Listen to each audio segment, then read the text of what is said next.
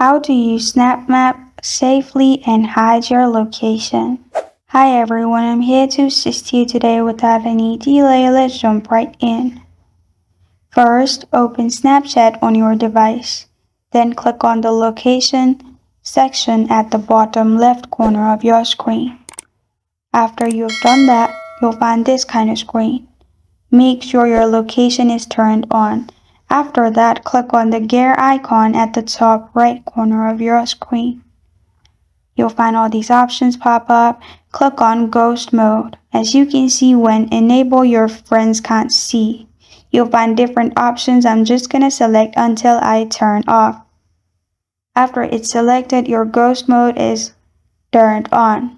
Now you can go through maps and use SnapMap safely, and no one will be able to see your location. This is how to use SnapMap safely and hide your location. Thank you for joining me today. If this video helps you out, please leave a like and subscribe for more. Got a question or want to suggest a topic? Comment below. Thank you for watching.